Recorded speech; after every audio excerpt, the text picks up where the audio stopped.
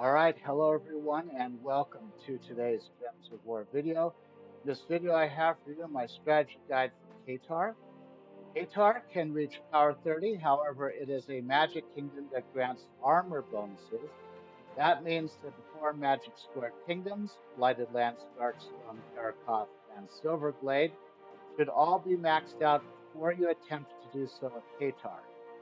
That said, Khetar does have a very heavy ancient Egypt inspiration that can be hard not to enjoy. So in this strategy guide, I'll focus on the troops and weapons that are currently available in Khetar.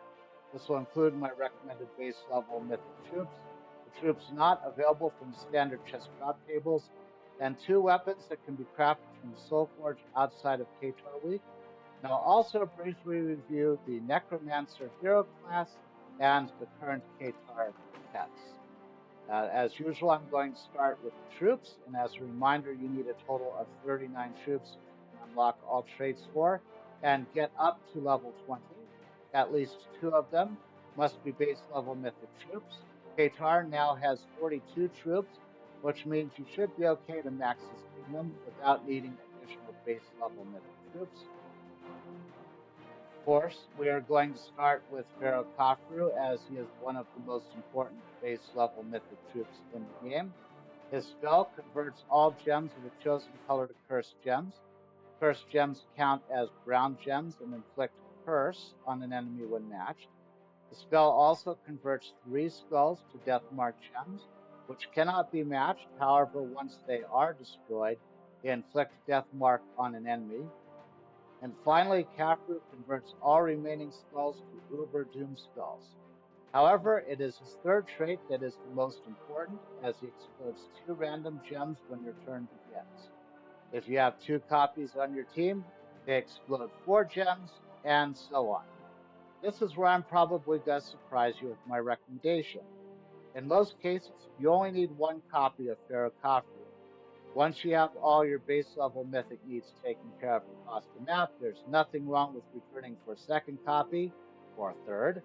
Until then, exploding 2 gems at the start of your turn will generate plenty of extra mana for most of your team. Pharaoh's Ra is the second mythic troop to consider, depending on how far along the game you are.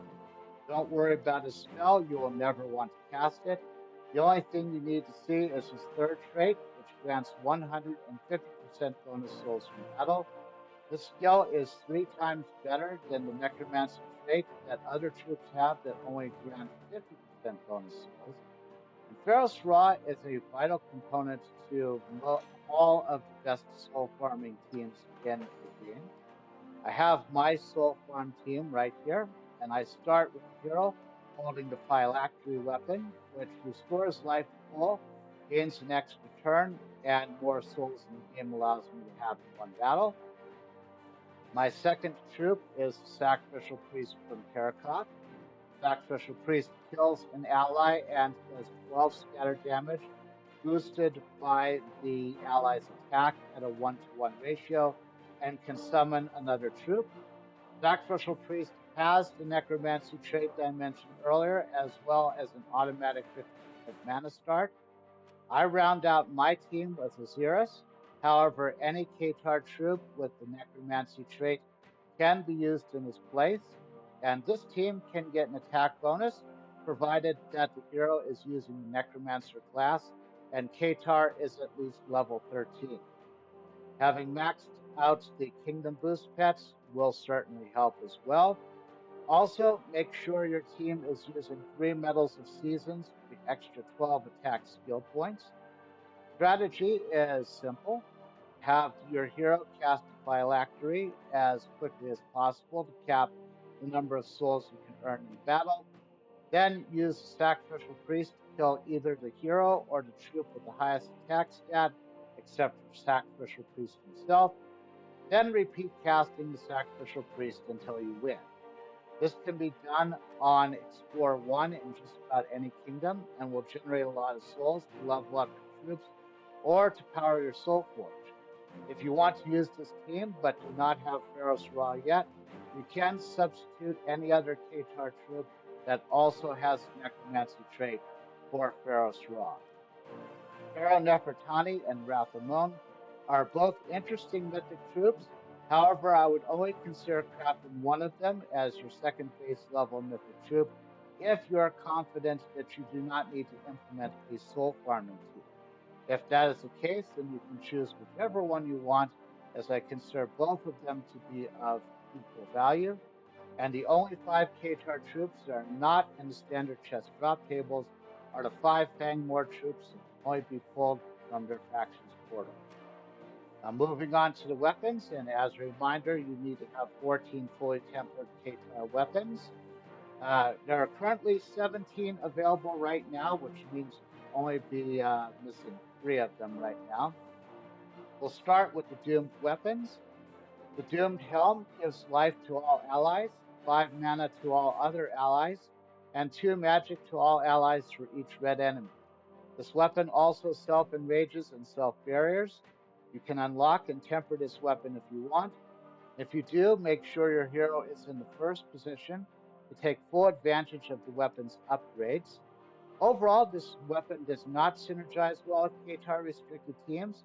However, it can be valuable in other teams with troops that have abilities that get more powerful if they have more life points. The Doomed Tome does scatter damage and then creates a mix of 6 blue gems and skulls for every blue enemy. Gives 3 magic to all allies and creates an ice storm. This set of doomed weapons used to be valuable for Guild Wars defense teams. However, in the new Guild Wars format, you are not likely to ever see a scenario where attack teams are restricted to a mana color, even if that does happen in the future, or if you are considering these weapons for the free PvP regions where a mana color is always the chosen restriction. The Doomed Polearm set will provide a better value than the Doomed books. Creeping Terror is the Khetar class weapon, and it death marks the strongest and weakest enemies, does damage to all enemies, and creates Darkstorm. Creeping Terror can carry early teams, and it is definitely worth unlocking and tempering when you can. Duskbringer will take some effort to craft, but I believe it is worth it. Duskbringer deals damage to all enemies, boosted by purple allies and enemies at a ×2 ratio. Duskbringer also death marks all enemies and gains 2 magic if there are 13 or more brown gems on the board. This is a very underrated DPS weapon, but it will require 3 Celestial Trait Stones, 200 gems, and 1 million souls. In addition, Duskbringer has 3 prerequisite weapons that must be crafted first. These are the Ankh of Nefertani from Draxum, the Blade of Nefertani from Sword's Edge, and the Scarab of Nefertani from Drifting Sands. Fortunately, those 3 weapons can only be crafted when those kingdoms are the Kingdom of the Weak. So as a result, it may take you a while to acquire the prerequisite weapons so that you can craft Duskbringer. And speaking of prerequisite weapons, you will need to craft the Eye of Zathanos if you want to summon Zathanos. Good news is the Eye of Zathanos can be crafted at any time. Bad news is that Zathanos is generally not worth crafting, as he requires as many diamonds as any other base level mythic troop summoned from the Soul Forge, while also not hailing from any buildable kingdom. The Fangmore weapon is the Bloodthirsty Axe and can only be crafted during Fangmore faction assaults. It's not very useful, so if you don't need it to get your requisite amount of weapons, you can skip it. The 2 Khetar weapons that explode gems grant a random status effect to all Khetar allies and summons a Khetar troop are the Bone Cutter and the Tomb Lord's Crook.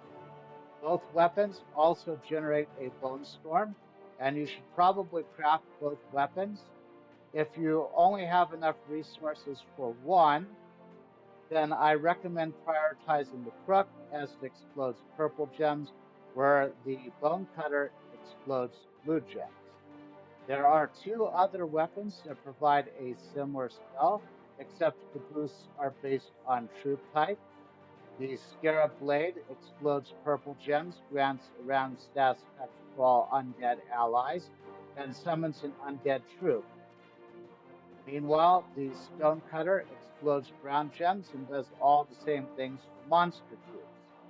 These two weapons are also worth crafting. However, I do recommend crafting the bone cutter and the tomb lord's crook first. Now, moving on to the necromancer class. I like the necromancer class for a very specific set of talents. At champion level 10, you can take the anti-magic spear to give your hero a 20% spell damage reduction. At champion level 20, you can give your hero an automatic 50% mana start, or take a storm if the Ghost Queen is on your team. And at champion level 40, you can take stealthy, which makes your hero very hard to target. Overall, this makes for relatively comfortable battles, as the enemies will have trouble targeting your hero. The Thief class in Zhejiang is also a good option for this strategy, but I personally prefer using the Necromancer class for this. Getting this all the way to champion level 100 is great, but the core skills can be earned as early as champion level 40. Finally, we go to the pets, and as a reminder, you need to have 4 pets at level 20 and one other pet of your choice simply unlocked. Shrinks is the Kingdom Boost pet. You get this one from Pet Rescue. Starry Shrinks is the other Kingdom Boost pet and can only be obtained by completing epic trials during Khetar week. Rattlebone is the faction boost pet. You will max out this pet automatically by obtaining the maximum renown in Fangmore. And both Death Ender and Hothead boost undead teams. Hothead boosts all undead teams, and Death Ender only boosts undead teams in Ancient Cat. Ancient Cat can have an undead restriction or a Khetar restriction. However, it's obvious that if you must max out just one of these pets, you should max out Hothead for the more general bonus. So let's review. Your base level mythic priorities for Khetar should be Pharaoh Khafre and Pharaoh Ra. Crafting Dustbringer is worth it, but you need the prerequisite weapons in Draxum, Drifting Sands, and Sword's Edge first. There are also a lot of key weapons that I mentioned that you should unlock during Khetar week.